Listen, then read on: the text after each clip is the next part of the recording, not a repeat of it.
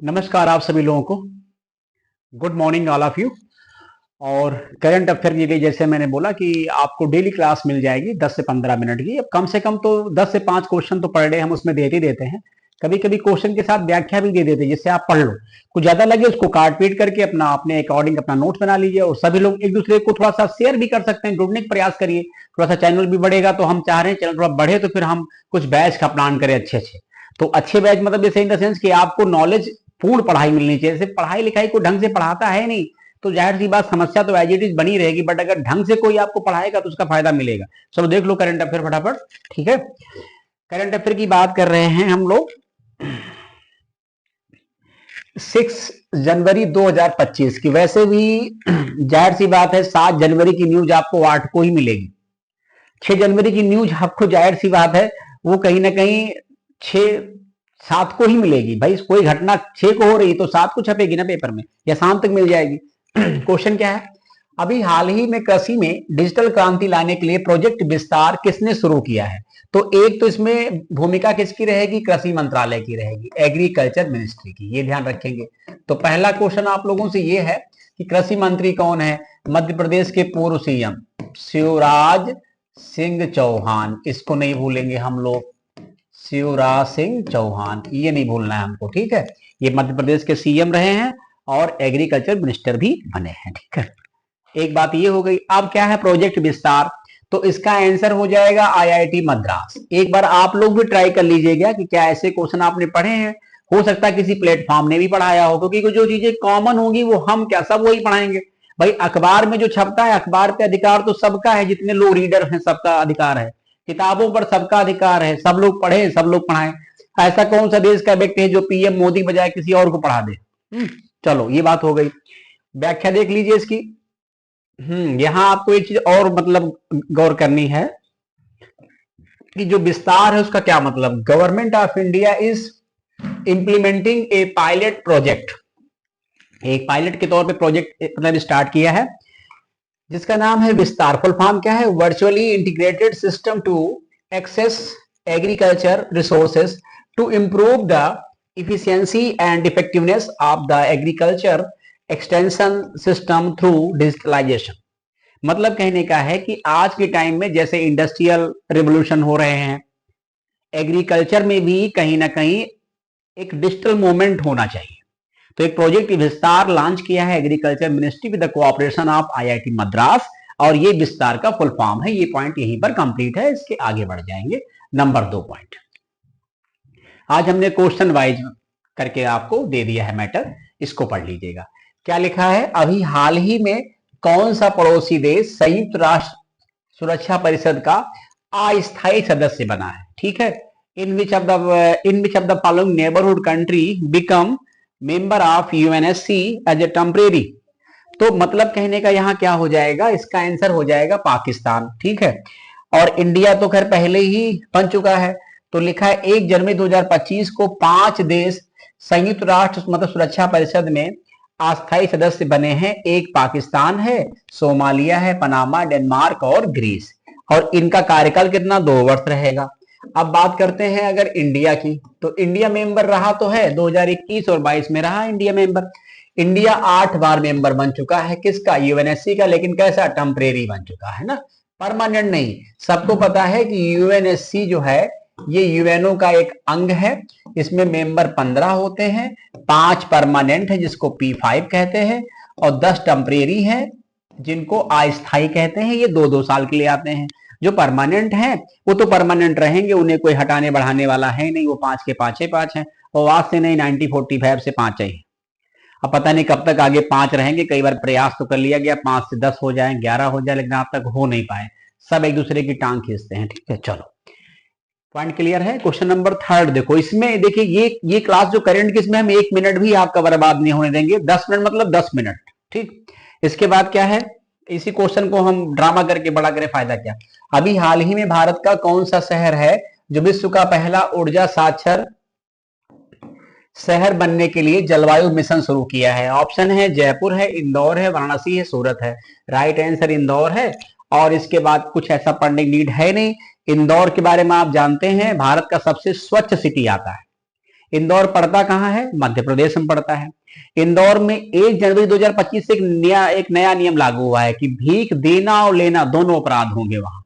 ठीक है, तो इंदौर की कुछ खूबियां हैं। इंदौर सबसे बात है कि अपने इंडिया की सबसे ग्रीन सिटी है और इंदौर ने ही इस मिशन को स्टार्ट किया है। क्वेश्चन नंबर देखते हैं नेक्स्ट क्या है। बड़ा अच्छा क्वेश्चन है, एग्जाम में आ सकता है आप लोगों के।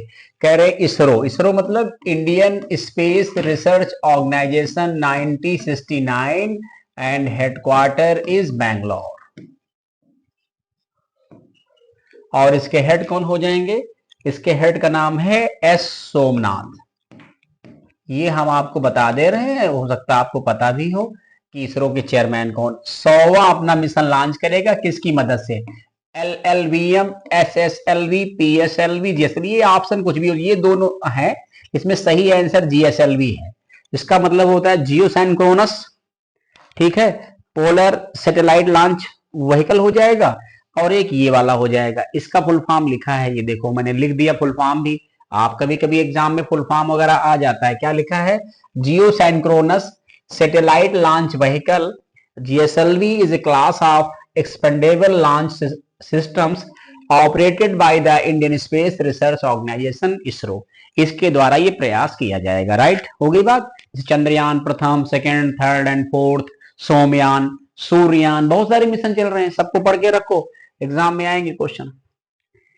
फिर ये क्वेश्चन देखो, अभी हाल ही में, ये भी करंट का है। अभी हाल ही में किस एयरलाइन ने इंटरनेट सेवा प्रदान करने की सुविधा दी है? Go Air, air India, Indigo, SpiceJet. सही आंसर एयर इंडिया है। ठीक है, आगे बढ़ जाओ, इसको ट्राई कर लो, बड़ा अच्छा क्वेश्चन है, ये मोस्ट इंपॉर्टेंट है। ये क्वेश्चन आपको एग्जाम में मिल जाना चाहिए, मोस्ट इंपॉर्टेंट। क्या लिखा? हाल ही में भारत सरकार ने अंटार्कटिका में मैत्री 2 अनुसंधान केंद्र स्थापित करने की घोषणा की है। इसका कब करेगा बताइए? ये ऑप्शन, ऐसे क्वेश्चन पूछेंगे वो। तो इसमें 27, 28, 29, 30, राइट आंसर 29 है। अब इसका जो ये कमेंट है इसको पढ़ लीजिए, ये क्वेश्चन उड़ीसा PCS में भी आया है, तो कमेंट पढ़ लो, देखो क्या कमेंट कह रहा है। कह रहे हैं कि अंटार्कटिका में मैत्री भारत का दूसरा स्थायी अनुसंधान केंद्र है। इसका निर्माण वर्ष 1988 पूर्ण हुआ था। ये पथरीले पहाड़ी क्षेत्र पर स्थित है, जिसे मतलब सिरमाकर ओएसिस कहा जाता है। मैत्री के चारों ओर, यही क्वेश्चन उड़ीसा PCS में आया है, मैत्री के चारों ओर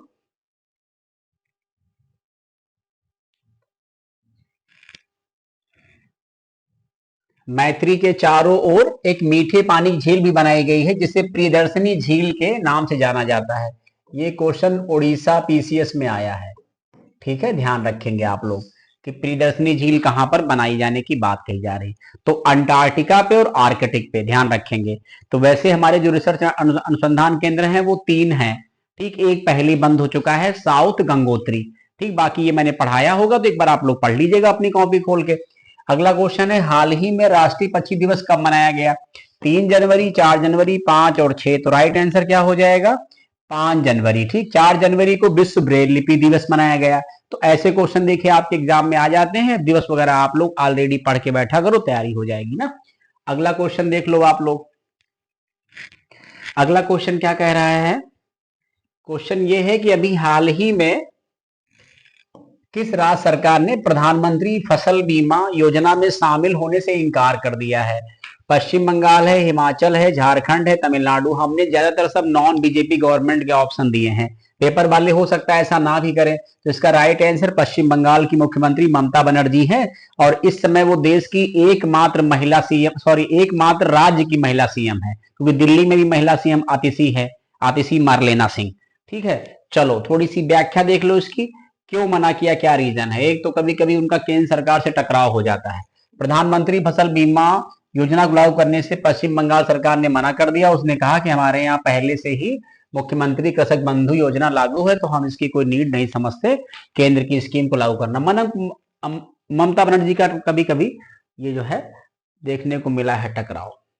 फिर देखो, कह रहे हैं बॉर्डर गवास्कर ट्रॉफी का संबंध किस खेल से है? ऐसे पूछ सकते किस देश ने जीता है, तो ये 2 ही देशों के मध्य होती है, इंडिया और ऑस्ट्रेलिया।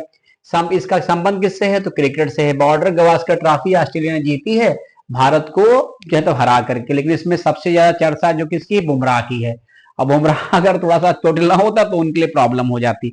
बाकी आपको पता ही है रोहित और विराट का जो परफॉर्मेंस है वो सही नहीं रहा।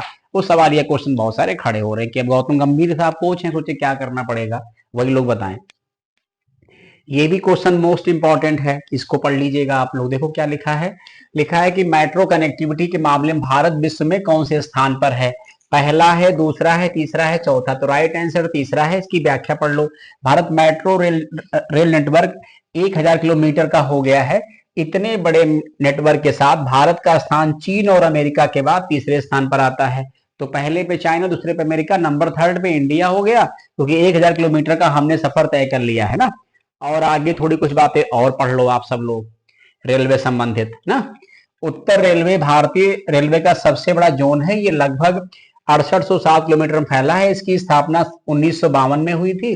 कोलकाता मेट्रो भारतीय रेलवे का 17वां जोन है, जो 2010 को जोड़ा गया था। आंध्र प्रदेश के विशाखापट्टनम में भारतीय रेलवे का 18वां जोन बनने जा रहा है। यह प्रस्तावित है, बट अभी इसके कुछ निर्माण को लेकर प्रक्रिया आगे बढ़ी नहीं बढ़ी। तो अगर बनता है तो 18वां, वरना 17 जोन है, इसमें कोलकाता मेट्रो भी शामिल है। इसके बाद देखते क्या पॉइंट है। और इसके बाद जो है एक और, अच्छा अब एक चीज और जान जाइए। अभी जम्मू जो है ये रेलवे का 69 जो है मंडल बना हुआ है। ये सब ध्यान रखेंगे आप, ठीक है। यानी 68 थे, 69वां मंडल जम्मू बनाया गया, ये बात है। ब्राजील की नन इनाहा कैनावारो लुकारा दुनिया की सबसे बुजुर्ग महिला बन गई है। उनकी उम्र 116 वर्ष है और 210 दिन है। जापान के रहने वाली टोमिको इटुका का 116 साल की उम्र में निधन हो गया। और जो दुनिया की सबसे बुजुर्ग महिला थी, उनके उनके दुनिया को अलविदा कहने के बाद इन्हा ने खिताब अपने नाम कर लिया। अब जाहिर सी बात है सबसे बुजुर्ग महिला ये बन गई। ठीक है, ये सारा न्यूज कवर हो गया आपका इस डेट का। फिर आपको ऐसे डेली न्यूज मिलती रहेगी, पढ़ते रहिए और आगे बढ़ते रहिए। कमेंट के माध्यम से भी आप लोग बताइए कैसा लगा, क्या हमको सजेशन दे सकते हैं आप लोग। Thank you so much.